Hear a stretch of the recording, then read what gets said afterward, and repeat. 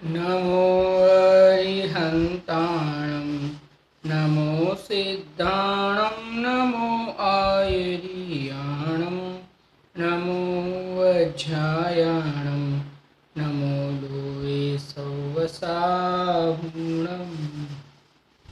मङ्गलं भगवान् वीरो मङ्गलं गौतमो गणी मङ्गलं कुन्दकुन्दार्यो जैनधर्मोऽस्तु मङ्गलं सर्वमङ्गलमाङ्गल्यं सर्वकल्याणकारकं प्रधानं सर्वधर्माणां जैनं जयतु शासनं जैनं जयतु शासनं। रुद्रादेव शास्त्र भगवान की जय। श्री समाधि मरण विषय के ऊपर अपनी चर्चा चल रही है। आज से हम पंडित आचार्य श्री संबंधभद्र स्वामी के जो रत्नकर्ण श्रावकाचार्य के माध्यम से समाधि मरण का विषय उन्होंने समझाया है, उसकी टीका पंडित सदाशिवदास जी ने लिखी है। उसका सरलार्थ पंडित सदाशिवदास जी ने लिखा है, उसके ऊपर हम स्वाध्याय करेंगे। यहाँ पे आचार्य संबंधभद्र देव सबसे पहले संलेखना का लक्षण बता रहे हैं। उपसर्गे दुर्भिक्ष जरसी रुजायां च प्रतिकारे धर्माय तनु विमोचन माहु संलेखना मार्या। ठीक है, क्या कहते हैं? उपसर्गे दुर्भिक्षे जरसी रुजायाम च निरप्रतिकारे, निप्रतिकारे यानी जिसका प्रतिकार नहीं किया जा सके, निह प्रतिकारे यानी जिसका प्रतिकार नहीं किया जा सके। किसका प्रतिकार नहीं किया जा सके?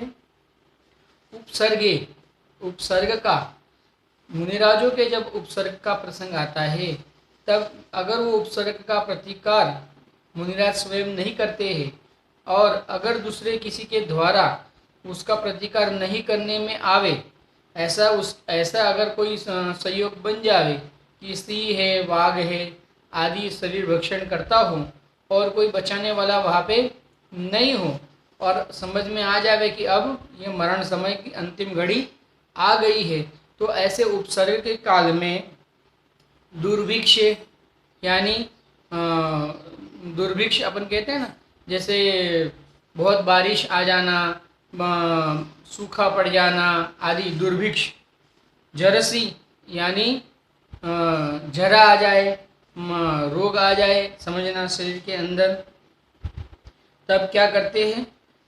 रुझायाम या रोग आ जाए। देखो, उपसर्ग आ जाए, दुर्भिक्ष आ जाए यानी कोई कुदरती आपदा आ जाए, एक तो किसी मनुष्य के द्वारा या पशु के द्वारा उपसर्ग किया जाए या प्रकृति के द्वारा कोई उपसर्ग हो जाए, उसको दुर्भिक्ष कहते हैं।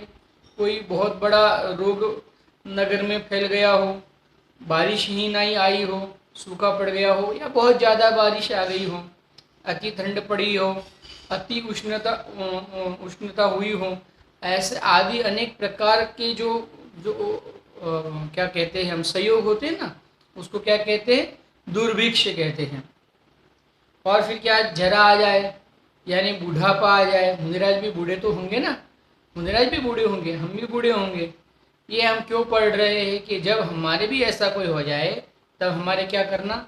समाधि मरण संलेखना का अंगीकार करना, इसके लिए हम ये पढ़ रहे हैं। ये बात हमें नहीं भूलना चाहिए। देखिए क्या कहते हैं?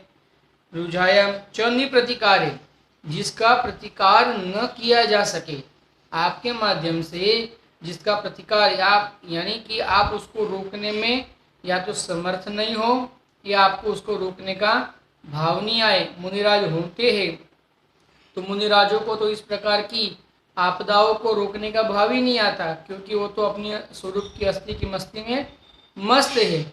लेकिन जो श्रावक लोग हैं उनको भाव आने की संभावना है। जब भाव आने की संभावना है, लेकिन अगर ख्याल में आ जाए कि अब इससे बचना नामुमकिन है, ये इससे अब ये जो मरण नज़दीक आया है तो अब इससे हम नहीं बच पाएंगे, ये मृत्यु, ये जो जरा नज़दीक आ गई है, तो ये रोग जो शरीर में प्रवेश हो गया है, बाहर में अनेक प्रकार की आपदाओं का संयोग हो गया है, जिससे बचना मुश्किल है। जैसे अभी कोरोना का ये संकट आ गया है ना, कि जिससे बचना अति मुश्किल है। तो क्या करे, तो क्या करे, अभी नक्की करे, क्या नक्की करे, मैं अपने चैतन्य स्वरूप की साधना के माध्यम से अगर मेरे भी इस प्रकार का कोई रोग आ जाए कि जिसका दुर्निवार यानी जिसका निवारण करना अगर असंभव हो जाए, ख्याल में आ जाए कि अब मरण नज़दीक है, तो क्या करना चाहिए? समाधि मरण को अंगीकार करना चाहिए। क्यों समाधि मरण को अंगीकार करना चाहिए? क्योंकि समता भाव पूर्वक अगर ये जीव इस देह से छूटेगा तो नियम से इस प्रकार के सहयोग मिलेंगे कि जिसके माध्यम से ये जीव जिनेन्द्र भगवान का सानिध्य प्राप्त करके वितराग देव शास्त्र गुरु के सानिध्य में रह के अपना पूर्ण कल्याण कर सकता है। अन्यथा तो ये भव समुद्र में डूबने का ही अवसर इस जीव को मिलेगा। इस प्रकार का सहयोग हो जाता है ना। इसके लिए देखिए क्या कहते हैं, धर्माया तनु विमोचन माहु, यानी धर्म रक्षा के अर्थी तनु यानी शरीर के त्याग, विमोचन माहु त्याग करना, ताही गणधर देव सल्लेखना मारिया, यानी उसको सल्लेखना कहते हैं। मारिया यानी कहते हैं, कहना, सल्लेखना कहना। कौन कहता है इसको सल्लेखना? गणधर देव। गणधर देव कहते हैं। उसका अर्थ क्या हो गया? क्योंकि गणधर देव किनकी बात कहते हैं? जिनेन्द्र परमात्मा की बात करते हैं। जो बात जिनेन्द्र देव लाखों करोड़ों इंद्रों की हाजिरी में समो स्वर्ण में बताते हैं, उसी बात को गणधर देव 12 अंग और 9 पूर्व की रचना पूर्वक सबको बताते हैं। तो गणधर देव तो जिनेन्द्र परमात्मा की बात बताते हैं। तो गणधर देव बताते हैं, ये कह के क्या कह दिया, ये बात किसकी है? जिनेन्द्र परमात्मा की बात है। ये जिनेन्द्र देव ने कहा है कि ऐसा आपको करना चाहिए, इस प्रकार से आपका जीवन होना चाहिए। ये बात जिनेन्द्र परमात्मा ने कही है। तो जिनेन्द्र परमात्मा ने जो बात कही है, आप समझना, कहने वाला कोई आली दुआली नहीं है, कोई कुंभार नहीं है। कहने वाला जिनेन्द्र परमात्मा है कहने वाले। अब जिनेन्द्र परमात्मा जो बात कहते हैं वो बात को हमें टालना नहीं चाहिए। जैसे हमारे पिताजी हमें कोई बात कहते हैं, वो बात हमें टालनी नहीं चाहिए। वैसे जिनेन्द्र परमात्मा हमारे पिता है, हमारे धर्म पिता है, हमारे धर्म की रक्षा करने वाले हैं। वैसे धर्म पिता ने अगर ये कह दिया कि अगर मरण समय आ गया हो, उसको टालने में आप असमर्थ हो, तो क्या करो? सल्लेखना, सतलेखन, सत्स्वरूप के माध्यम से कषायों का आलेखन, कषायों को क्रश करना, कषायों का अभाव करना, ऐसा करो। इस प्रकार से प्रवर्तन करो। ये जिनेन्द्र भगवान का उपदेश है, तो हमें उस रूप से परिणमना चाहिए। देखो अब इसका अर्थ पढ़ते हैं। जाका इलाज ना ही दिखे, जिसका इलाज नहीं दिखे, कहा था ना वहाँ, निप्रतिकार, जिसका प्रतिकार करने में हम समर्थ नहीं है, यानी जाका इलाज ना ही दिखे। मिटने का प्रतिकार ना ही दिखे, मिटने का प्रतिकार भी नहीं दिखे, हम उसका प्रतिकार भी नहीं कर सकते। ऐसा उपसर्ग होते, यानी इस प्रकार का अगर उपसर्ग हो, इस मुनिराजों को कोई शेर आके खा जाए, वह मुनिराज तो जंगल में होते हैं, वह कोई श्रावक आदि होते नहीं उनकी रक्षा के लिए, कोई राजा आदि होते नहीं उनकी रक्षा के लिए, और दूसरे पशु भी ज़्यादातर तो शेर से डरते हैं। तो अब उनका वहाँ पे वो शरीर को जो वो पशु भक्षण कर रहा है, वो शेर जो भक्षण कर रहा है, उसको वो भक्षण करने से रोकने में कोई समर्थ नहीं है।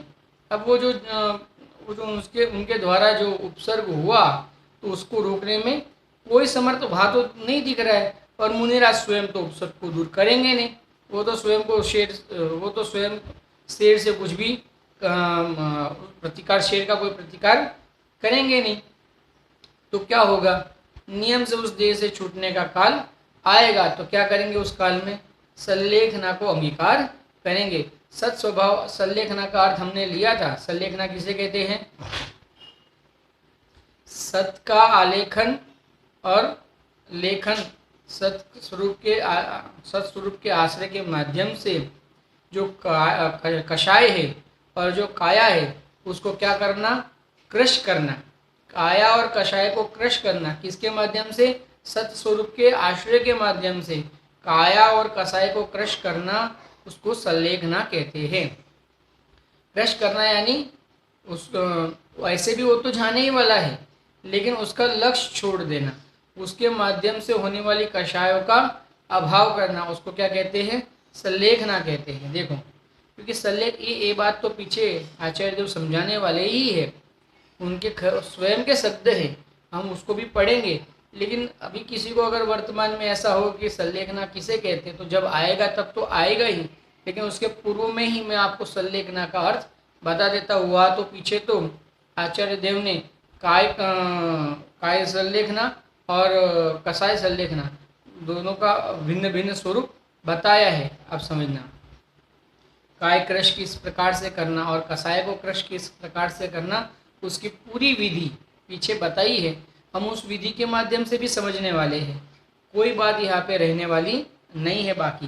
देखिए क्या कहते हैं, वहाँ पे भगवती आराधना जी का आधार भी दिया है पंडित आचार्य देव ने। देखिए, अभी अपन यहाँ से पढ़ेंगे पहले। धर्म की रक्षा के, हाँ, रोग हो जाए तो धर्म की रक्षा के अर्थ ही शरीर का त्याग करना। तो धर्म के रक्षा के अर्थ ही शरीर का त्याग करना। देखो, आपको और कोई प्रयोजन के लिए शरीर का त्याग नहीं करना चाहिए। अभी ये शरीर छूट के नया शरीर देवगति का शरीर मिले, इसके लिए भी ये शरीर का त्याग नहीं करना चाहिए हमें। अगर ये शरीर का त्याग किसके लिए करना चाहिए हमें, वर्तमान में ये जो त्याग तो होने ही वाला है, शरीर का त्याग तो होने ही वाला है, तो हम उसकी पहले तो उसकी बुद्धि का त्याग करें। आप समझना, हमें जो अनादि से शरीर के प्रति की जो बुद्धि हो गई है, उस बुद्धि का त्याग करें। क्या शरीर के प्रति क्या बुद्धि हो गई है? इसके रहते ही मेरा अस्तित्व है। आप समझना, सबसे बड़ी गंभीर हमने भूल क्या कर दी है? शरीर की अस्थि के माध्यम से अपनी अस्थि मानी है। शरीर के रहने से, शरीर के टिकने से अपना रहना और टिकना माना है इस जीव ने। शरीर रहे तो मैं रहता हूँ, ऐसा इस जीव ने अज्ञान से, अज्ञान पूर्वक माना हुआ है। देखो क्या कहते हैं, रक्षा के अर्थ शरीर का त्याग करना, ताही गणधर देव संलेखना कहते हैं। जाते देह में रहना और देह की रक्षा करना तो धर्म धारने के अर्थ ही है। देखो, जाते देह में रहना और देह की रक्षा करना तो धर्म के धारने के अर्थ ही है। अरे अगर देह धर्म पलता हो तो भले ही देह रखने का भाव आए। जैसे मुनिराज भोजन आहार ग्रहण करते हैं, तो आहार क्यों ग्रहण करते हैं? मुनिराज आहार ग्रहण करने जाते हैं ना, तो क्यों आहार ग्रहण करने जाते हैं? कि शुद्धोपयोग में बाधा ना हो। क्यों? क्योंकि अगर शरीर बहुत कमजोर हो गया, आप समझना, तो फिर जो शरीर की अति कमजोरी, 5 इंद्रिय की जो अति कमजोरी जो होने के माध्यम से हमारा जो वर्तमान का ज्ञान है वो 5 इंद्रिय और मन के माध्यम से प्रवर्तता होने से, वही माध्यम है ना अपना वर्तमान ज्ञान जो है वो किसके माध्यम से प्रवर्त रहा है? 5 इंद्रिय और मन के माध्यम से प्रवर्त रहा है। अगर वो ज्ञान कमजोर हो जाता है, वो इंद्रिया कमजोर हो जाती है, तो उसके माध्यम से जो ज्ञान है वो अपने चैतन्य स्वरूप में रहने की योग्यता रूप उसका अभाव हो जाता है। इसके लिए आचार्य देव कहते हैं कि इस प्रकार का कुछ ना घटे, इस प्रकार का कुछ ना घटे और धर्म की रक्षा हो, शुद्धोपयोग की रक्षा हो, इसके लिए आचार्य देव भोजन आहार को ग्रहण करते हैं। शरीर को हुष्ट-पुष्ट करने के लिए आहार को ग्रहण नहीं करते। इसी प्रकार यहाँ पे क्या कहते हैं कि देह में रहना तो देह के अर्थ ही नहीं है, देह में रहना तो धर्म के अर्थ ही है। अगर धर्म टिकता हो तो ये देह रहे तो उसमें कोई प्रॉब्लम नहीं है। धर्म टिकता हो तो भले ही देह रहे, लेकिन अगर धर्म बिगड़ता हो देह के माध्यम से तो ऐसी देह भी नहीं चाहिए। धर्म के लिए ही देह का रहना सार्थक है। ये देह में जो ये आत्मा रहा हुआ है तो उसको तो प्रयोजन क्या है? धर्म हो, हमारे शांति हो। आप समझना, तो क्योंकि ये जो आजकल ये कर रहे हैं ना, क्या कहते हैं उसको, आजकल क्या अनादि काल से कर रहे हैं आत्महत्या। ये आत्महत्या कर रहे हैं, तो आत्महत्या कर रहे हैं तो वो जो देह का त्याग कर रहे हैं तो क्या धर्म के अर्थ कर रहे हैं? वो तो उनके कोई कषाय के बढ़ने से कर रहे हैं। आप समझना, आत्महत्या। लेकिन यहाँ पे जो देह का क्रश करना है, जो देह का क्षीण करना है, वो किसके अर्थी है? देह में रहना भी धर्म के अर्थी है और देह को क्रश करना भी धर्म के अर्थ ही है। दोनों कार्य धर्म के अर्थ से किया जाता है, एक भी कार्य धर्म के अर्थ के बिना नहीं किया जाता। अरे देह सुंदर रहे और धर्म नहीं पले तो क्या प्रयोजन है ऐसे सुंदर देह का। और देह चली जाए और साथ में धर्म भी चला जाए तो ऐसे भी देह जाने का क्या प्रयोजन है। देह रहे व देह जावे, दोनों में इस जीव के प्रयोजन तो क्या है, धर्म की प्रकटता हो, धर्म की प्राप्ति हो, धर्म की वृद्धि हो और धर्म की पूर्णता हो, यही इस जीव के प्रयोजन है। कल भी हमने लिया था, टोडर मुझे साहब ने कहा है इस जीव के एक ही प्रयोजन है, क्या, सुख हो और दुख ना हो, दुख ना हो और सुख ही हो। ऐसा उन्होंने ऐसा लिया है पहले कि दुख ना हो और सुख ही हो, इस जीव के एक यही प्रयोजन है। अब इसके लिए ये प्रयोजन को सिद्ध करने के लिए अन्य प्रयोजन भी करता है। क्या क्या प्रयोजन करता है, जैसे देह में रहने रूप प्रयोजन, मुनिराज भी देह का त्याग नहीं कर सकते, जैसे कपड़ों का, स्त्री पुत्र आदि का, महल मकान आदि का त्याग जैसे उन्होंने किया है, वैसा उस शरीर का त्याग नहीं कर सकते हैं। क्यों नहीं कर सकते, क्योंकि शरीर के माध्यम से वर्तमान में उनके रत्नत्रय का निभना हो रहा है। आप समझना, यानी शरीर के माध्यम से, यानी शरीर वह हेतु बन रहा है। वास्तविक हेतु तो देव शास्त्र गुरु है, वास्तविक उसकी उनकी मुनिराज की स्वयं की स्वरूप की साधना है, लेकिन उसमें ये जो देह है ना वो भी हेतु बन रहा है। क्यों, क्योंकि अगर देह कमजोर हो जाए तो शुद्धोपयोग रूप साधना करने में ये जीव समर्थ नहीं हो सकता है। इसके लिए क्या कहते हैं, जाते देह में रहना और देह की रक्षा करना तो धर्म के अर्थ यही है। मनुष्यपना, इंद्रिय और मन इत्यादि पावना सो समस्त धर्म के पालने से सफल है। ये सब मिलने का मूल प्रयोजन क्या है, धर्म की प्राप्ति हो, धर्म की वृद्धि हो। वर्तमान में धर्म प्रकट हो, धर्म की वृद्धि हो और धर्म की पूर्णता हो। इसीलिए ये 5 इंद्रिय और छठा मन जो हमें मिला है ना, इसका ये एक ही प्रयोजन है। इसका प्रयोजन ये नहीं कि अब हम इसके माध्यम से सब भोगों को भोग ले। आप समझना, ये अज्ञानी इनकी माध्यम से भोगों को भोगने की वांछा करता है। ज्ञानी जीव तो इनके मिलने के माध्यम से क्या वांछा करते हैं, क्या भावना करते हैं। देखो, अज्ञानी के इच्छा कही जाती है और ज्ञानी के भावना कही जाती है। भावना भव नाशिनी होती है और इच्छा भव बढ़ाने वाली होती है। यानी दोनों है। अगर आप एक जैसा अगर देखेंगे तो आपको लगेगा कि इसमें क्या फेर है, यानी वहाँ भी ये शरीर को भोगने की इच्छा है। आप समझना, और इन जीवों को धर्म करने की भावना है। तो आखिर है तो दोनों को एक प्रकार से कोई इच्छा ही तो हुई ना। लेकिन इच्छा जो होती है ना, ये इच्छा कसाय सहित जो इच्छा होती है वो धर्म को बिगाड़ने वाली होती है, और जो इच्छा रहित यानी जो कषाय रहित भावना होती है वो धर्म को प्रगटाने वाली होती है। इसके लिए क्या कहते हैं, ये मनुष्यपना, इंद्रिय और मन इत्यादि पावना इत्यादि को पाना तो क्या है, समस्त धर्म के पालने में सफल है।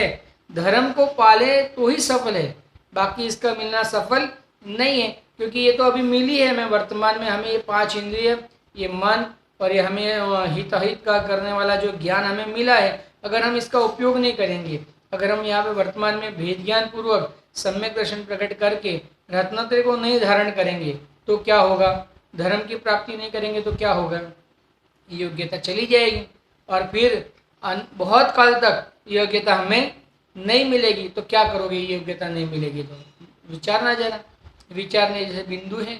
बहुत काल तक योग्यता नहीं मिलेगी, अरे हम अब जीव है ये समझने की हमारी योग्यता चली जाएगी। देखिए क्या कहते हैं, श्रद्धान ज्ञान चरित्र नष्ट हो जाएगा, ऐसा निश्चय हो जाए। मेरा श्रद्धान ज्ञान चरित्र ये अब नष्ट हो जावे, ऐसा निश्चय हो जाए, इसके कोई सहयोग के माध्यम से ऐसा निश्चय हो जाए।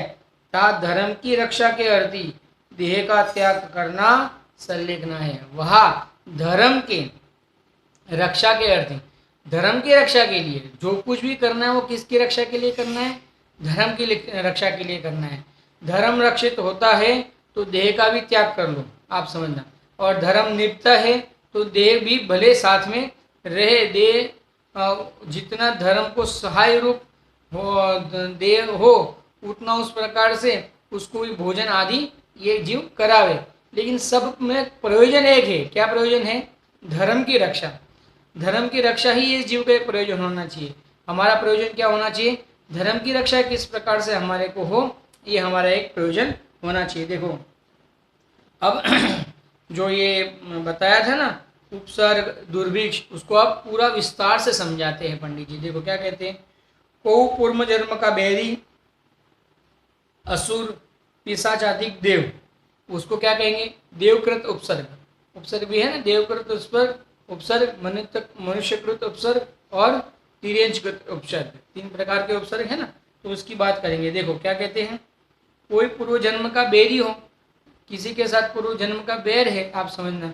जैसे पार्श्वनाथ स्वामी भगवान के कमठ के जो जीव है, मरुमती नाम का जो जीव था, उनका भाई था जो, उनके साथ में जो पूर्व जन्म का बैर था, तो जब भी वो भी देव बनता है, कमठ का जीव भी, और पार्श्वनाथ भगवान के ऊपर उपसर्ग करते रहता है।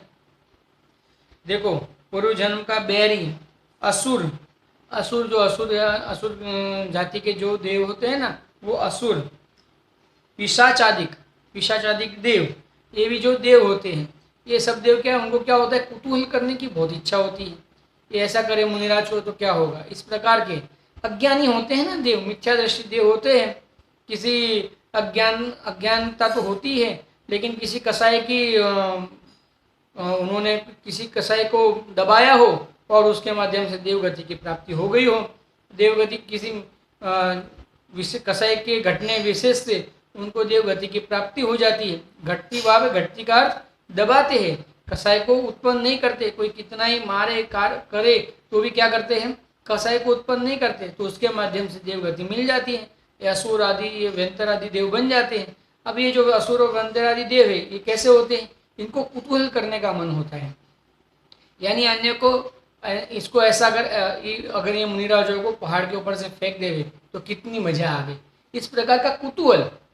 क्या क्या मुनिराज क्या करेंगे, इस प्रकार का कुतूहल, ये अज्ञानता, जड़ता, ये जड़ता ऐसा। और एक तो ऐसा अज्ञानता, और पूर्व भव का कोई बैरी हो, पूर्व में उनके साथ में कुछ ऐसे, इनके जो वर्तमान में मुनिराज हैं, इनके पूर्व में जो कोई अभी वर्तमान में तो देव है जो उपसर्ग करने वाला, उनके साथ में पूर्व जन्म में कोई उनका बैर हो गया हो, समझना, कोई उनका ऐसा कोई उनका सहयोग हो गया हो, कोई ऐसी दोनों के बीच में कोई ऐसी समझना क्या कहते हैं अपन उसको, कोई ऐसा प्रसंग बन गया हो और उसके माध्यम से उस जीव ने बैर धारण करके रखा हो।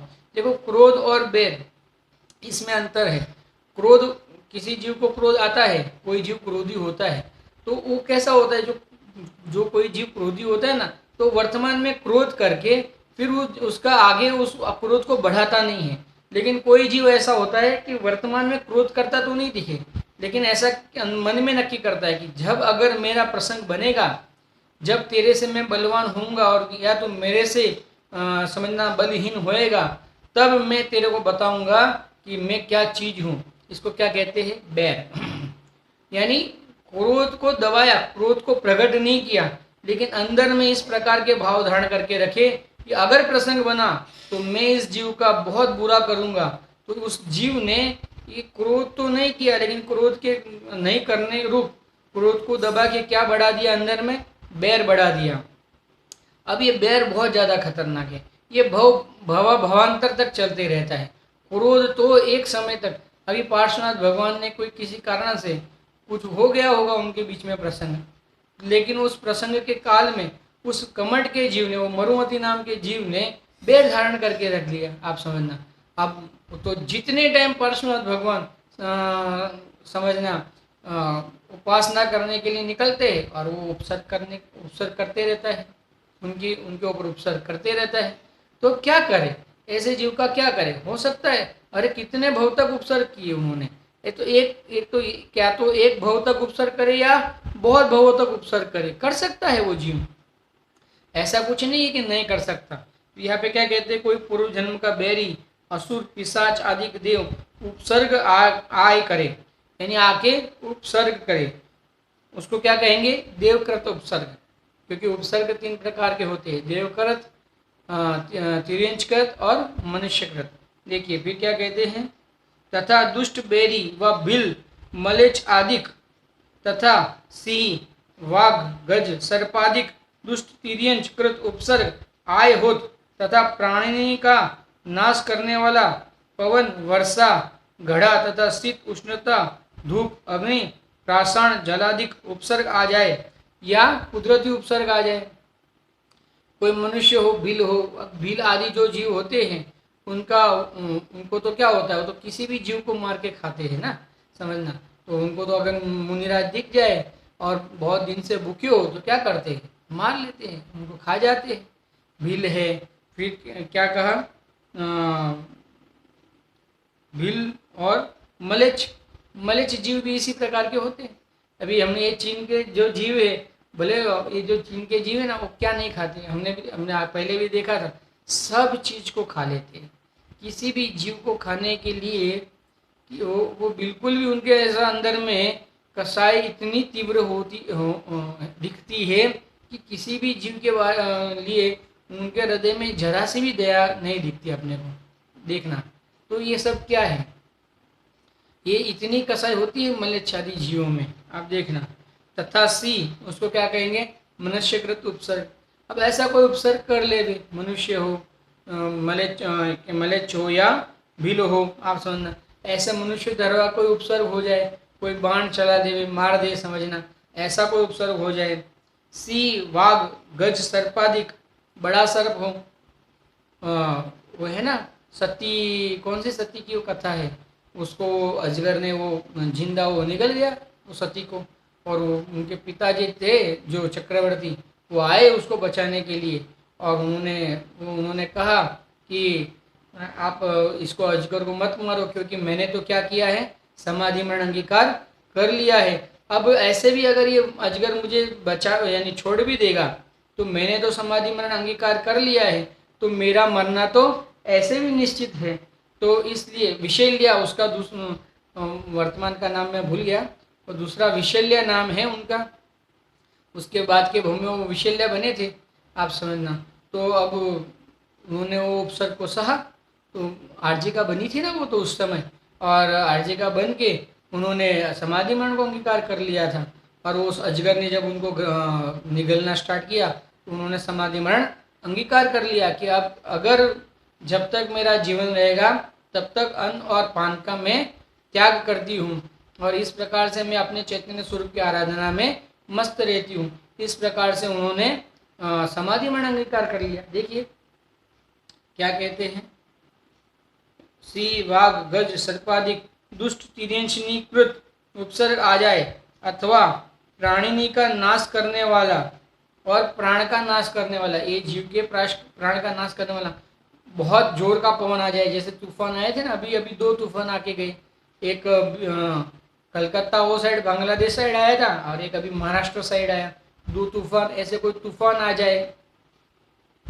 और क्या आ जाए, नाश करने वाला पवन, वर्षा, जोरों की बारिश आ जाए, गड्ढा यानी जमीन धंस जाए अंदर बारिश के कारण, या किसी प्रकृति के कोई कोप के कारण जमीन में गड्ढे हो जाए। अब मुनिराज जहाँ तब करने बैठे, हो सकता है कि वो पहाड़ खींच के नीचे आ जाए, हो सकता है वहाँ गड्ढा हो के वो मुनिराज वहाँ अंदर समाधिस्थ हो जाए, हो सकता है गड्ढा हो जाए, तथा शीत उष्णता धूप अग्नि पाषाण जलाधिकृत उपसर्ग आया होय, तथा दुष्ट कुटुंबनी के बांधवादिक स्नेह व मिथ्यात्वादिक प्रबलताते तथा अपने भरण पोषण के लोभते चारित्र धर्म के नाश करने को उद्यमी होय, या तो जो घर में जो स्त्री पुत्र आदि होते हैं ना, क्या कहते हैं, कुटुंब, कुटुंब में क्या कर, कुटुंब तो इस जीव के ऊपर स्नेह करता है।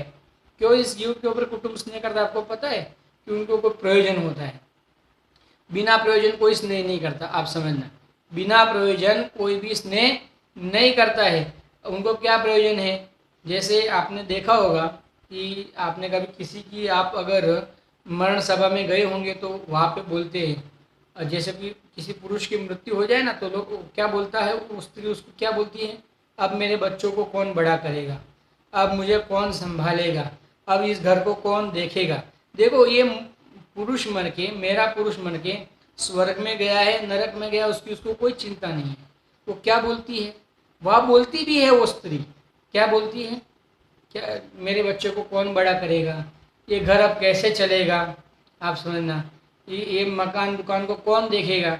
यानी वो जीव किसके लिए था यहाँ पे, मकान दुकान को देखने के लिए था, बच्चों को बड़ा करने के लिए था। धर्म साधना करने, वो उसने धर्म की साधना की या नहीं की, इसका इस जीव को कोई प्रयोजन नहीं है।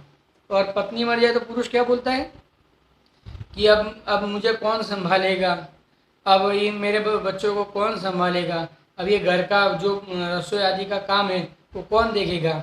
अब वो यही बोलता भी है। देखो वो अपना जो क्या कहते हैं, एक उसको कहते हैं ना, मेरे को आज शब्द नहीं मिल रहे, समझ में नहीं आ रहा क्या हो गया है। अपना क्या कहते हैं उसको,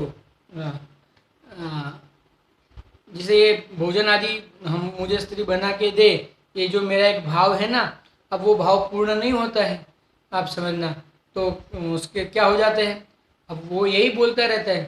तो अपना कार्य नहीं हो रहा है, इसके लिए उसको इन सब सहयोगों की ज़रूरत थी, आप समझना।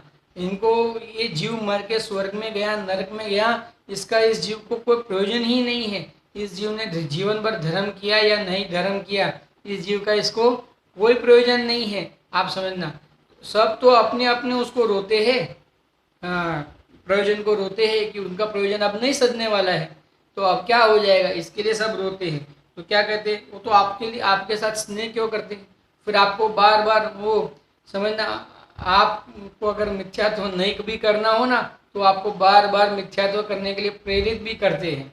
मैं तो आपकी ही स्त्री हूँ, मैं तो आपका ही पुत्र हूँ, ऐसा करके बार बार अपने को क्या करते हैं, प्रेरित करते हैं। देखो क्या कहते हैं, मिथ्यात्व की प्रबलता है, और ये स्वयं भी मिथ्यात्व के में प्रबल हो जाता है ना।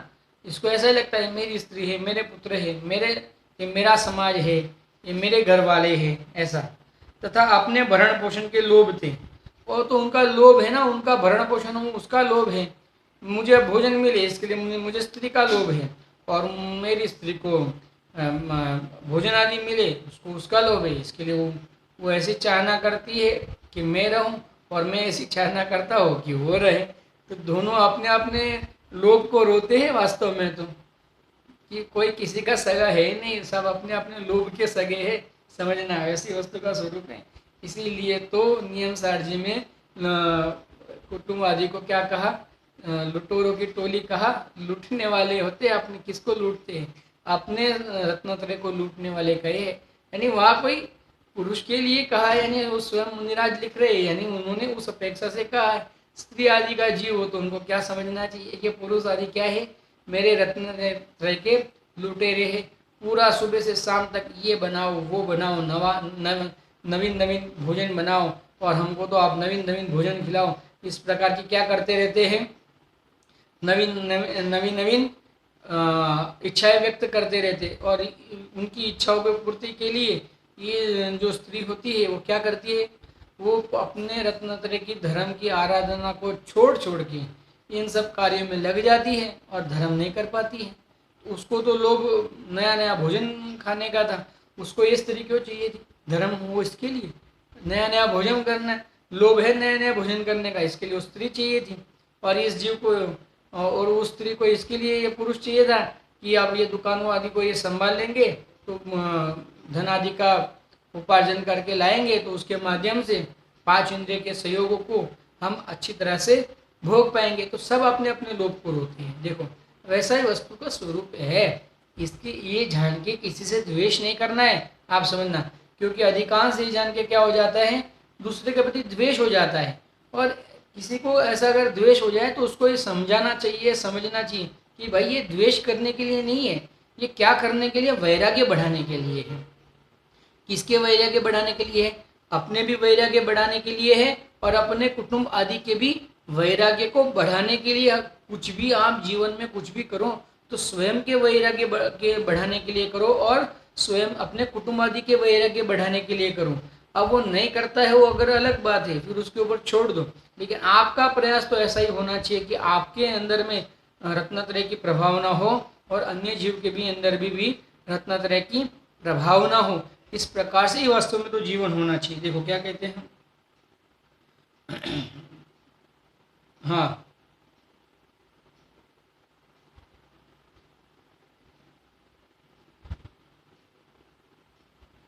कहा गया समस्त धर्म में पालने में सफल है, रक्षा धर्म के पावने थी, मनुष्य इंद्रिय और मन सहित पावना सो समस्त धर्म के पालने से सफल है, वह धर्म ही का नाश दिखे।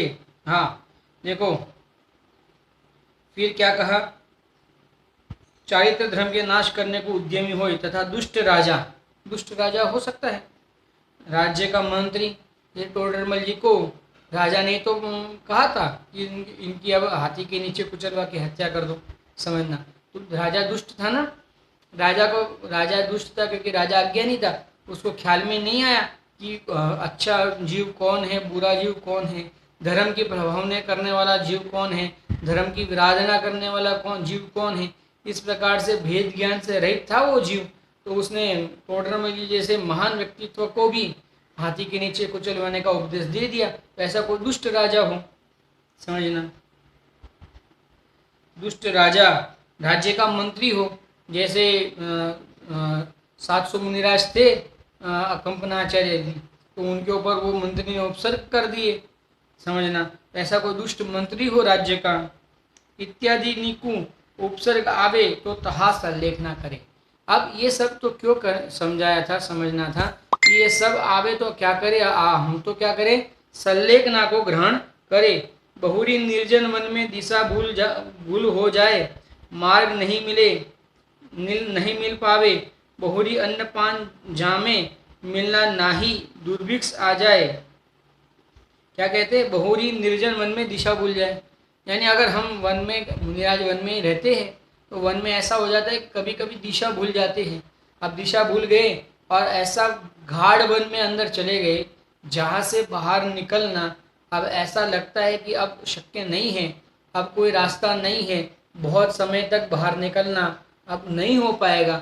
जब ऐसा लग जाए कि वहाँ भोजन आदि मिलने की व्यवस्था, जो शुद्ध भोजन आदि है जिसमें सटकाई के जीवों की हिंसा का अभाव हो और मुनिराज के 46 दोष रहित उनको जो आहार मिले, नवदा पूर्वक भक्ति पूर्वक जो उनको आहार मिले, उस प्रकार की व्यवस्था का बनना नहीं दिखे, आप समझना, तब क्या करें, बहुरी मार्ग नहीं पावे, बहुरी जल पान जामे, मिलने का नाही, दुर्भिक्ष आ जाए या कोई प्रलय आ जाए, आप समझना, कोई रोग आ जाए, कोई बहुत रोग फैल जाए, बहुरी समस्त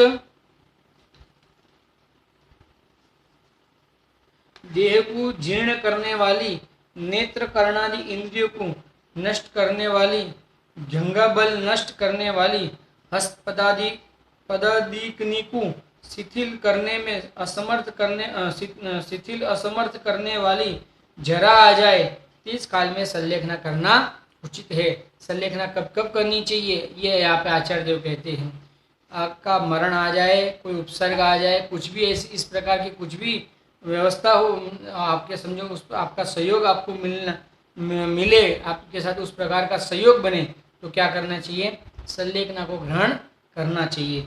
बहुत कारण गिनाए सल्लेखना ग्रहण करने के, दुष्ट राजा मिले, दुष्ट मंत्री मिले, कई प्रकार के, जंगल में दिशा भूल जाए, आप समझना, वहाँ शुद्ध भोजन की व्यवस्था नहीं मिले, तो रत्नत्रय की धर्म की रक्षा के अर्थी सल्लेखना को धारण करना चाहिए।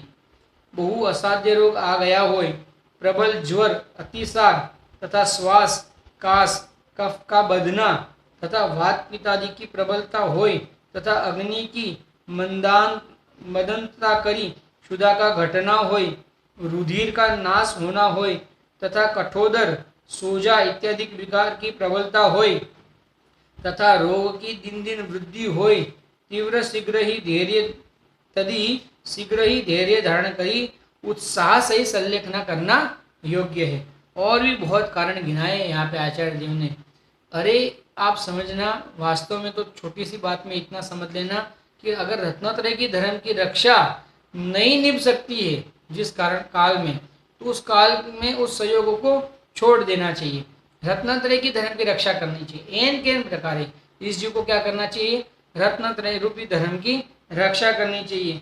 बहुत असाध्य, कोई असाध्य रोग आ गया हो, कैंसर आदि है, असाध्य रोग है, उसको दूर करना, क्योंकि मुनिराज आदि तो दवाई लेते ही नहीं है, और दवाई लिए बिना इस प्रकार के जो कोई रोग होते, कई रोग होते इस प्रकार के जो असाध्य होते हैं, जिनका ठीक होना दिखता नहीं है। आप समझना, प्रबल ज्वर अतिसार, प्रबल बुखार आ जाए, बहुत बड़ा बहुत हेवी बुखार आ जाए, अतिसार तथा श्वास चढ़ने लग जाए, खांसने लग जाए, बहुत खांसी चढ़ने लग जाए, समझना खांसी बंद ही ना हो, इस प्रकार की खांसी चढ़ने, कफ का बधना, जैसे उम्र बढ़ती जाती है ना, एक ऐसा प्रकृति हो जाती है कि जैसे अपने शरीर की व्यवस्था ऐसी है कि जैसे हम कोई भोजन लेते हैं तो ये जैसे भोजन अंदर में जाता है वैसे उसका रस, लहू रूप,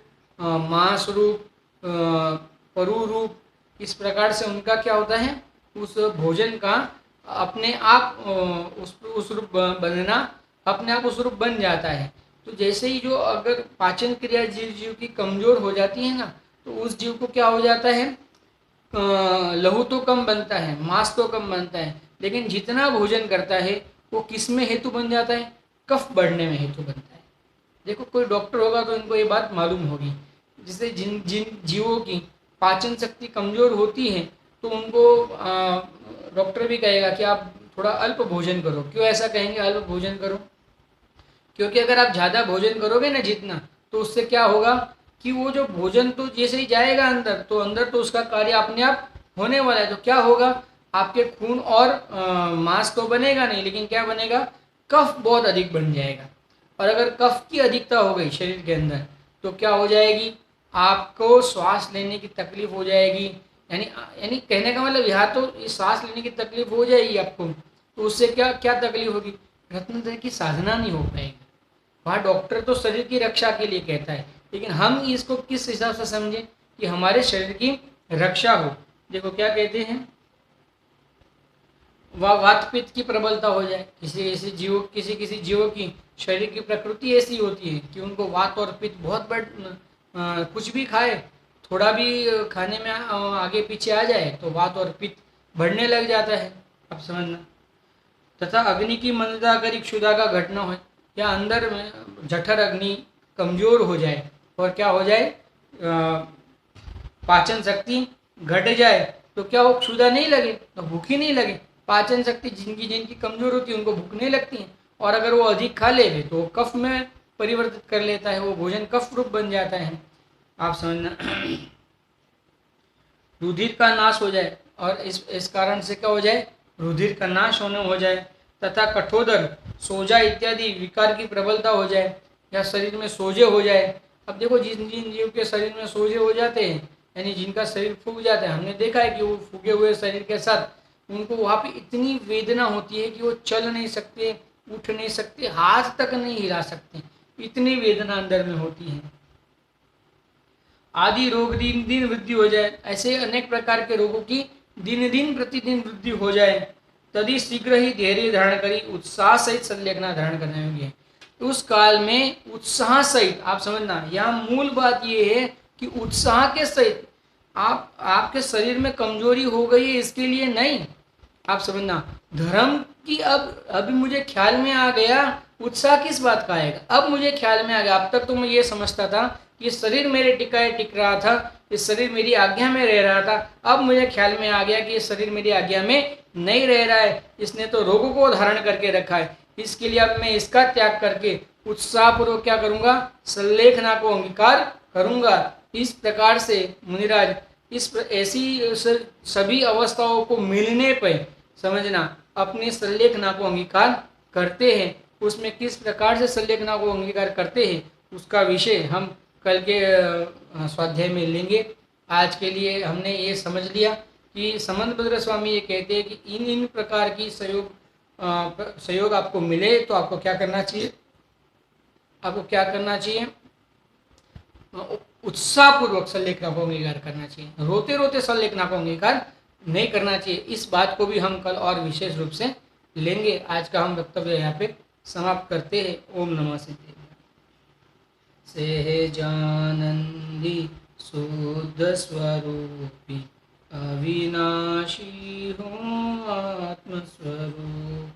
सहजानंदी शुद्ध स्वरूपी अविनाशी हूँ आत्मस्वरूप। सहजानंदी शुद्ध स्वरूपी अविनाशी हूँ आत्मस्वरूप। जिन वाणी के ज्ञान ते सूझे लोकालो, सो वाणी मस्तक नमो सदा दे तुम हो। बोलो द्वादशांग में परमंगलकारी जिन वाणी मात की जय।